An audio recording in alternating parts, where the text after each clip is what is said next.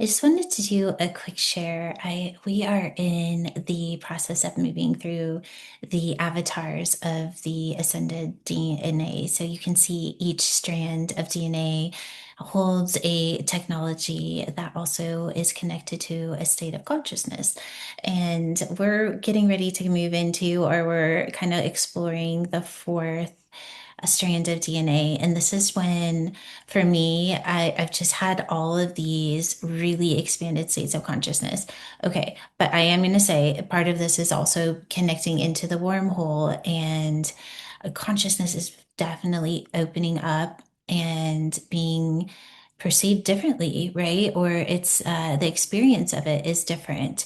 But I wanted to get on and just share something that has been coming through as we have been moving through these avatars. And so each strand of DNA has an avatar and they work with each other. I actually had an email from one of our soul family, and she was saying that it's kind of like a wheel, and each spoke is one of the avatars. And so when they're all working together, but if you really went into just one of the spokes, you would have the experience of that exact avatar. And then the center of the wheel would be the divine intelligence or the, yeah, I would say the divine intelligence. And then this is the experience that we have as the higher operating system of the DNA turns on. I had this kind of download that happened yesterday, and I always laugh at myself because uh, so a lot of you guys know I'm just going to open up and be a little silly here, but it's not to me. It's a real thing. So I have this bunny that lives in my backyard. Her name is Bun Bun. She has a mate, and his name is Sunny. And every morning they come, but Bun Bun, she sleeps in the backyard, so she'll come in right around 6 or 7 in the evening, and she'll stay until about 8 o'clock the next morning, and then she'll leave because she knows that Roger Bear, my dog, will go outside. We have a thing. We communicate, and she is very evolved for a bunny. I'm just so we can't put her in the category of a regular bunny because she's not. She's showing me on a lot of levels what is happening on an evolutionary, I guess, time grid, if you want to put that there. So now I'm going to take Bun Bun and put this into where I'm going because this is going to blow your mind. So, what Bun Bun was showing is that when I was seeing the evolution of mankind, a lot of it is the way that we are obviously having the experience of consciousness. And so, what she was showing is that wild animals, they have a different, obviously, different state of consciousness. They don't process things the way that we do. And what she was showing is that one of the things that separates her experience, even though she's evolving to a space where she's showing me that she's moving into a more evolved state of consciousness, what she was showing is that the difference between the state of consciousness from which she holds and where I hold consciousness is that I have conscious awareness, meaning I'm conscious of myself, I'm conscious of my thoughts, I'm conscious of my behaviors. And of course, depending on how conscious are of that, is our state of consciousness, or what we would call an evolved being, or maybe somebody that isn't as evolved because they're not as conscious of their behaviors, their thoughts, and they're running more of what we call the primal programming. And their body is just reacting, their thoughts are reacting to life versus creating actual choices based on awareness or a state of processing through information in order to make a conscious choice. A bunny is aware, but they aren't aware of what they're aware of. So I hope that made sense. So they're in a state where they're aware, but they're running not a primal program as a human would and just reacting to life because they're still going to have looping thoughts and they're going to have memories of the past and future that are creating the reality that they're in. For a bunny, that's not true. They have awareness of their environment, but they don't store as memory. They may have cellular memory. So if we have let's say if we adopt a dog that went through trauma, it's not thinking about the trauma. Their body is on a primal level reacting to that because they have a cellular memory of the trauma.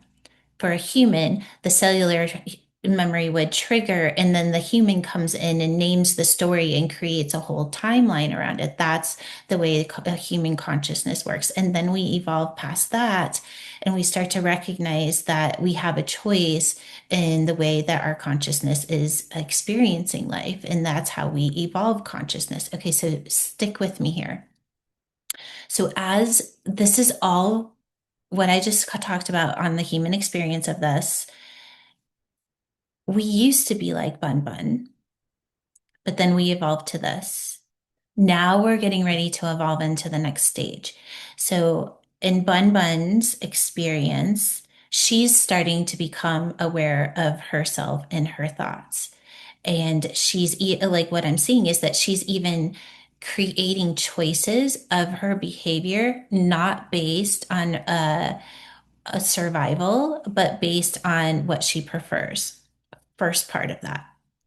We're starting to do the same thing, but as we're doing it, we're also actively participating in the evolution of our consciousness.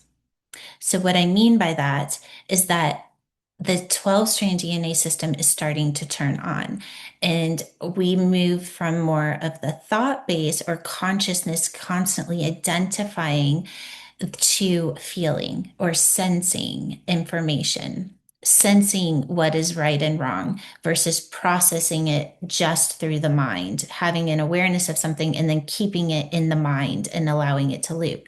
That's what's kept us in the third dimension.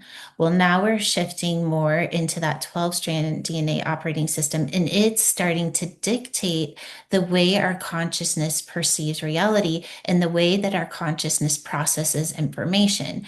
Another way of saying that is we're moving more into the intuition or into trusting in the information that is through sensing, not sensing through the primal body or emotion, but through information that we're either picking up that we just know, the clairs, right? So we either know it, we hear it without just with our ears, not with the programmed experience of processing it through the mind. We're moving into a different operating system, and that different operating system is allowing consciousness to receive information in a different way. Okay, keep with me because this actually gets really cool. As the 12 strand DNA operating system turns on, it begins to change the way we perceive consciousness. Consciousness is evolving. We, as a human species, are evolving. We're evolving into something completely different. And as the higher operating system continues to turn on, and the more we choose to actively participate by allowing the 12 strand DNA operating system to show us what we really are, and that is part of having consciousness, is that we also have the awareness that consciousness is changing. And so with that awareness, we can also choose to let our consciousness let go of the identity of what it thinks it is or how it used to operate and move into a different state of being. Then the 12 strand DNA system actively participates even more, and it starts to get stronger and stronger. And we start to see, oh my gosh, like this is what time is outside of this. And we start to see all the things of what we've always kind of had the intuitive knowing of, things like I should heal instantly, I shouldn't age, I should be able to manifest instantly. These deep knowings that we know, but it doesn't match the experience and it doesn't match the way that our programmed mind receives information, but it matches something that we feel deep inside. Well, we're starting to follow that because it's showing us something. Then we're going to have the 12 strand DNA system fully click, and consciousness is going to have the experience of it. We're going to move into that state And this is what is so cool. Well, it's almost like we're going to repeat everything again, but then we're going to hold consciousness in the 12-strand DNA system to where we're going to become aware of the system of itself. So we're no longer searching outside of ourselves for the answer. We're no longer just using consciousness as an identity. It then becomes the part of us that learns or remembers exactly how the 12-strand DNA system turned on, because it's going to turn on first. And then our consciousness is going to go back into it, and we're going to have the understanding of how it turned on, and it's going to show us how to exactly use it. So we're starting to use it now. We're starting to have the awareness. We're coexisting in this higher state of being the 12-strand operating system. There's going to be a day when we're fully going to move into it. And then we're going to move into another level of consciousness where we're going to become aware of the operating system from the state of actually being fully active. So that's going to be the next level of human evolution, is that we're going to not only be aware that we are so much more than what we are, but we're going to know it so well that we're going to be able to turn around and say exactly how it happened. I hope that that makes sense. Why does this matter? Well, it matters because part of the evolution of mankind is going to be the conscious ladder as we move through these 12-strand DNA operating systems. And what I mean by that is that when we start to activate these higher technologies, when the full 12-strand DNA system turns on, it's going to turn on way before our consciousness has the awareness that it is. It's going to be running. And then we're going to have little glimpses of healing instantly. We're going to have little glimpses where consciousness is going to hit something and we're going to bend time and we're going to have all these amazing things happen. But then what's going to happen is that consciousness is going to be aware of exactly what's happening in the moment so that it can have the experience of knowing it not through the mind, but through the operating system itself. And that's when consciousness will fully integrate into the technology and become the technology. And we will become what we would call superhuman. I could go on and on about this. I hope I didn't lose anybody. There was one more thing I kind of wanted to trace in this, and just this is the part where you can just have fun with it. If there's something in your life that you're wanting to explore a little bit deeper, let's say it's something you're trying to manifest. And this, I'm telling you right now, you guys, is the time to test out your superpower of manifestation, because what is revealed is mind blowing. Everything that is comes into your life after that is literally showing you the pathway of what needs to be let go of and what needs to be mastered. It is an amazing experience. Have fun with it. But when you are in the need of kind of taking out your magic wand in order to have more clarity or to alter particles or to manifest something that you are in need of in order to go on this path to exploring what it is that your intention is, do it. And after you do it, I want you to just step back and just witness, not from identity, but just staying open to allowing your consciousness to show you what is actually happening beyond the material world, because there is a lot happening. And the more that you can just get your consciousness out of just being attached to the outcome and just looking for the evidence in material world and start opening it up to know and sense and feel all of the particles that are realigning and reorganizing, it is amazing.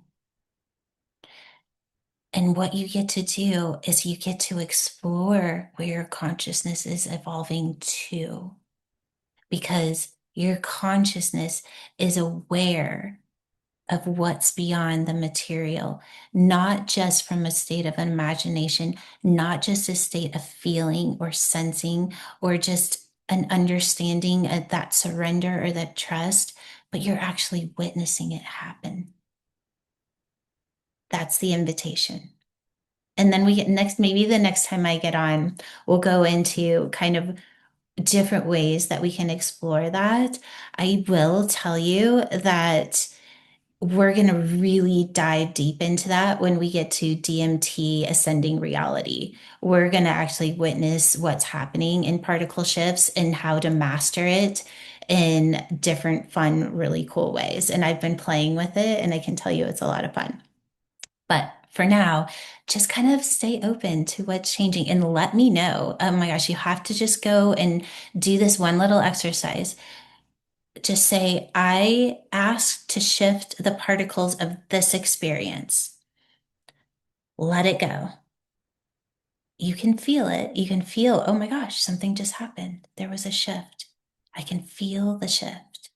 But then what I want you to do is allow your consciousness to soften and not observe from a place of labeling or needing to identify in what's happening, but to simply have a state of allowing it to show you what's happening. There's a difference between observing through identity and observing through the witness of allowing, and you are simply allowing the particles to show you what is happening.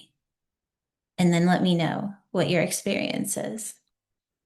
All right, my lovelies. So much love to you. And if you are still on with me, thank you for hanging out with me this entire time. And please give me a little heart so I know that you're still here. Okay.